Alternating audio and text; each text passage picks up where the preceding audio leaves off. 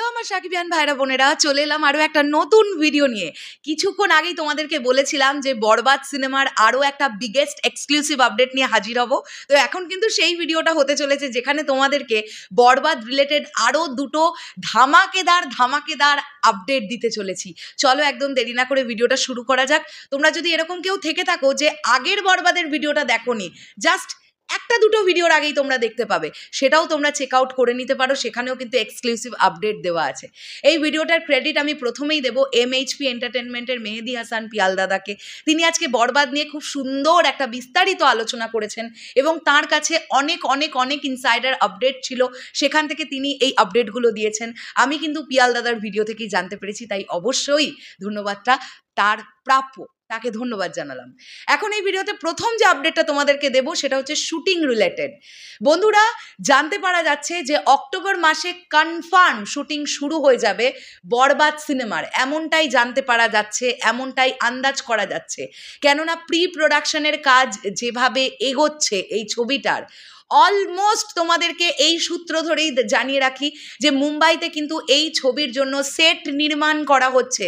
I repeat, মুম্বাইতে এই ছবির জন্য সেট নির্মাণ করা হচ্ছে। জাস্ট আমরা 5-6 দিন আগেই তোমাদেরকে আপডেট দিয়েছিলাম যে মেহেদি হাসান হৃদয়, ডিরেক্টর মেহেদি হাসান হৃদয়, তিনি কিন্তু ইতিমধ্যে মুম্বাইতে অবস্থান করছেন এবং তিনি প্রথমেই মুম্বাইতে গিয়ে যে কাজটি করেছেন সেটা হচ্ছে ফাইনাল রেকিটা সেরে ফেলেছিলেন যে কোন কোন লোকেশনে তিনি শ্যুট করতে চান। সেই লোকেশন ফিক্সড আউট করার পরে কিন্তু সেই লোকেশনে অলরেডি সেট পড়তে শুরু করেছে এবং সেই সেট পড়ার কাজ বা সেট নির্মাণের কাজ নাকি 30% ডান হয়ে গেছে, 30% কাজ কমপ্লিট অলরেডি, এমনটা কিন্তু মেহেদি হাসান পিয়াল দাদার ভিডিওর তরফ থেকে আমরা জানতে পারছি। এবং যে গতিতে প্রি প্রোডাকশনের কাজ চলছে তাতে করে একদম এটা ধারণা আমরা করতেই পারি যে অক্টোবর মাসে কনফার্ম এই ছবিটা ফ্লোরে যাচ্ছে, সব কিছু যদি ঠিকঠাক থাকে। তার আগে এমনটা হলেও হতে পারে যে বিগেস্ট একটা অ্যানাউন্সমেন্ট চলে এলো বরবাদ টিমের তরফ থেকে। সেটা কবে আসবে, সেই অ্যানাউন্সমেন্টে কী কী চমক থাকছে, সেটা নিয়ে আমরা না হয় পরে বিস্তারিত আলোচনা করব। তবে এটুকু তোমাদেরকে বলে রাখছি, বরবাদ সিনেমায় তোমরা এমন কিছু দেখতে চলেছ যা তোমরা দেখবার আশা করো, দেখবার স্বপ্ন দেখো। মেগাস্টার শাকিব খানের সঙ্গে ওগুলো তোমরা দেখবার আশা রাখো, স্বপ্ন দেখো। বা আমরা এরকমটা বলতে পারি যে টেকনিক্যালি এই ছবিটা এতটা স্ট্রং হতে চলেছে যা আমাদের আইডিয়ার বাইরে, যেটা আমরা দেখবার পরে আবারও একবার বলবো ইয়েস, বাংলা সিনেমা করে দেখাতে পারে, এটা আমরা বলতে বাধ্য হব। এই ছবিতে প্রচুর পরিমাণ ভায়োলেশন, প্রচুর পরিমাণ ব্রুটালিটি থাকতে চলেছে, যেটা তোমাদেরকে আমি আগের ভিডিওতেই বলেছি এবং তোমরা এটা অনেকেই এখন জেনে গেছো যে এটা কিন্তু সম্পূর্ণ একটা অ্যাকশনধর্মী ছবি হবে বলে জানতে পারা যাচ্ছে এবং প্রচণ্ড স্ট্রং অ্যাকশন থাকতে চলেছে এই ছবিতে, ঠিক তেমনই থাকবে ভায়োলেশন এবং ব্রুটালিটি।